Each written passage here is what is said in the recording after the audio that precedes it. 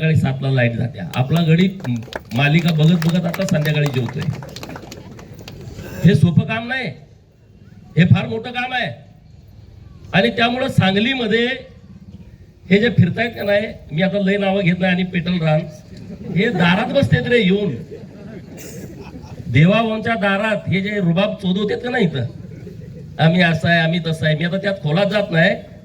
12 नंतर रात्री 1 नंतर देवाभाऊ मला भेटायचं आहे, आणि इकडं रुबाब मी असं करेन मी तर. अरे तुमच्या हातात काय आहे? संडास बांधायसाठी तुमच्याकडे निधी देऊ शकता का तुम्ही? सांगलीला लोकांना भूल तापा मारताय काय तुमच्याकडं? गल्ली बोळात फिरताय, 15 दिवस झालं मी बघतोय. गल्ली बोळात इकडं तिकडं अमुक तमुक, ह्याची मतं द्या त्याची मतं द्या. अरे लोकांनी तुम्हाला ओळखलंय, तुमच्याकडे काय विजन आहे? सांगली मिरज कुपवाड महानगरपालिकेतल्या सगळ्या लोकांनी भारतीय जनता पार्टीची एक हाती सत्ता या महानगरपालिकेवरती आणली पाहिजे. आणि जो गावाकडचा माणूस आहे तो सांगलीमध्ये राहतोय त्याची जबाबदारी डबल आहे. सांगलीमध्ये तर विकासाचं काम केला, गावाकडे रस्ते कुणी दिलेत? 10 वर्षापूर्वी रस्ता होता गावाला जायला प्रत्येकाच्या गावाचा? मी एकाचं नाही बोलत, मी एकदम अधिकारवाणी ठाम का बोलतोय, मला माहित आहे देवाभाऊनी काय काम केलंय गावागावामध्ये. मी नुसत्या सांगली जिल्ह्याचं सांगत नाही, मंगळवेढ्याचा माणूस असेल तर सांगोल्याचा असेल, पंढरपूर मधला असेल, मानखटावचा असेल, कुठलाही माणूस असेल, तुमच्या गावात जाताना आधी रस्ता होता, आता त्याच्यावरती डांबर पडलं. शेतीला पाणी होतं, जनावराला चारा होता. काय आंदोलन करायचो आम्ही 10 वर्षापूर्वी? छावणी द्या, चारा डेपो द्या, पाण्याचा टँकर द्या, आंदोलन मोर्चे. मी तर एवढे मोर्चे काढलेत, चाबूक मोर्चा, गाढवाचा मोर्चा, मेंढराचा मोर्चा, शेळ्याचा मोर्चा, बैलगाडीचा मोर्चा, कुठला मोर्चा काढला नाही, चाबूक मोर्चा. काय मागणी होती? पाणी द्या. अरे एकमेव माणूस आहे देवेंद्र फडणवीस साहेब, या माणसामुळे आज आपण 4 घास सुखाचे खातोय गावाकडची लोक. एक पीक निघायचं मुश्किल होतं, 3 पिकं काढतोय आपण, 3 पिकं काढतोय. हे जलसंपदा मंत्री होते, काय दिलं रे? नुसते बॅनर, जतला हे देतो जतला जतली लोक जोड्यानं मारतात आता. हा 2 वर्षानंतर जतला दुष्काळी भूमी म्हणायची कुणाची हिंमत होणार नाही, असं काम आम्ही देवाभाऊंच्या नेतृत्वात करतोय. आटपाडीचा सगळा दुष्काळ संपवलाय, कवठेमंगळचा सगळा दुष्काळ संपवलाय. 4-5 जी गावं शिल्लक आहेत त्या गावांच्यासाठी सुद्धा स्कीम सुरू आहे. हे सोपं काम नव्हतं.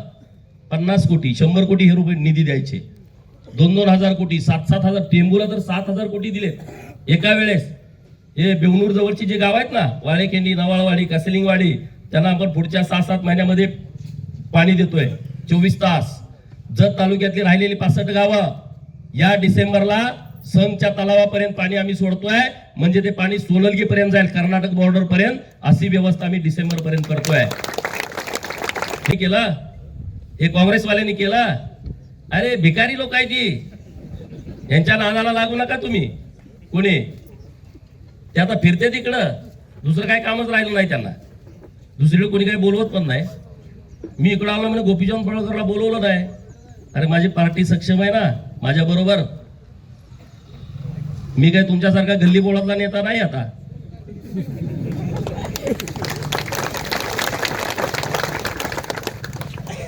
अरे ह्या गोपीचंद पडळकरचा सन्मान भारतीय जनता पार्टीनं देवाभाऊने केला.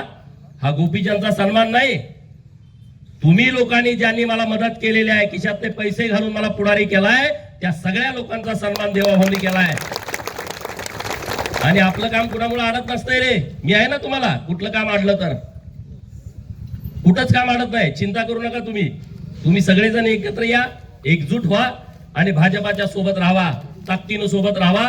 आणि कुठलाही काही विषय असला, कलेक्टर ऑफिस असेल, महानगरपालिका असेल, मी इथला नगरसेवक नसलो, मी इथला आमदार नसलो, मी तुम्हाला काम करायला कापी आहे. चिंता करण्याची आवश्यकता नाही. कुणावरती कुणी अन्याय करू शकत नाही. ती क्षमता ती धमक कुणाची नाही. आणि त्यामुळे सगळ्या बहुजन समाजाने, सगळ्या लोकांनी ताकदीनं बरोबर आलं पाहिजे. अरे कितीतरी स्कीम काढलेत, मी दिवस जाईल माझं सांगायला गेलो तर, इतक्या स्कीम सरकारने काढलेत. कामगारांच्यासाठी स्कीम आलेली, कामगार मंडळाकडे बरेच जण तुम्ही आता नोंदणी केली असेल. अरे मुलीच्या लग्नाला 51, ज्या पार्टीनं आपला सन्मान केलाय, आपल्या लोकांनी तर 2 गोष्टी कायम लक्षात ठेवल्या पाहिजेत. जर आपला कुणी अपमान केला तोही लक्षात ठेवायचा, आणि ज्यांनी आपला सन्मान केला तोही लक्षात ठेवायचा. ज्यांनी आपला अपमान केलाय त्यांचा 1,00,000% बदला घ्यायचा आणि ज्यांनी आपला सन्मान केलाय त्यांच्यातून उतराई होण्याचा आपण प्रामाणिकपणे प्रयत्न करायचा. हे केलं पाहिजे, नाहीतर कुणी नाही. हे सगळे असेच बेंद्राला झूल घातल्यावरती कसे बैल फिरतात वाजवत, तसे हे नेतेगिरी करताय. ते यांना कुठलं विजन नाही. काय केलंय सांगलीसाठी? 30 वर्ष तुम्ही पुढारी आहे, 30 वर्ष तुम्ही सत्तेत आहे. एक काम त्यांनी सांगावं की सांगलीसाठी आम्ही हे काम केलंय आणि लोकांना त्यांचा फायदा होतोय. एक काम सांगावं. मी माझ्या सरकारचं सांगतो.